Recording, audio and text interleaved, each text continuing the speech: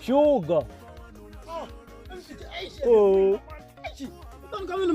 Utawinda. Se utlauta ko iseka se swendlenga ku ta ku nyikeni ka acha wo hi vocha leyi kumeka ku ya cha leyi. Acha lewa ni xava kun'wana laha hansi kwa na vheni ku hayi sweswo ku na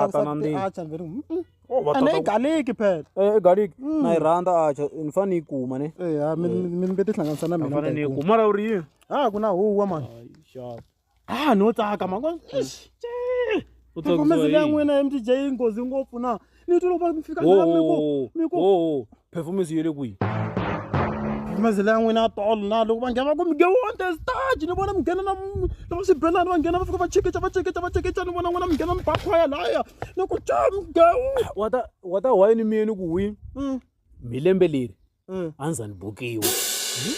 a ndza ni cina lembe leri mina usimeno tolo ni voni mani and that sim tami ti unique ngopfu maybe unga ku ri munhu a nga fika teka sim tami gigele ku yele 17 yele ka Rocky swa gigele ka Phaweni yele kwihi mi nga hemba marambi a wu ri kwihi tolo we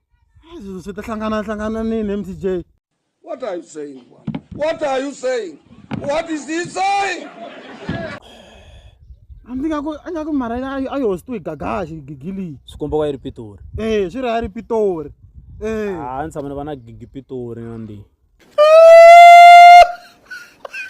a hi n'wina mara ma dlaya MTJ performance leya mi yi bini hey a hi mina kam a hi n'wina a hi mina sorry na mara maybe swin'wana va kha va tirhisa sim ta mi va performa hi toho va yisa mara a hi mina nandi mara tigigi ma ti lavi tigigi ni nge vuli ku a ni ti lavi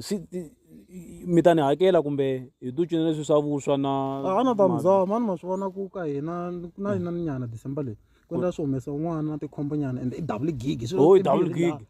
se ni ta mizama nyana hi vuswa if na kumbe tihove ku ma cinela tihove. Hey, y'all, come look at this. Mi kaya na dya so loko ku ve swi ta va swa tigigi ta vuswa ni ni nge lungi ngelungi ni nge lungi a ni tlambi yo chipa mina and a ni swi rhandzi ku yuziwa mana na yona wata ku yini se u ni borini kambe se u ni borini hayi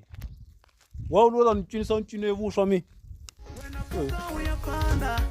vatswari va ta famba va ku siya wena pfuka u ya zama ku va wanuna swi olovi swi la u tiya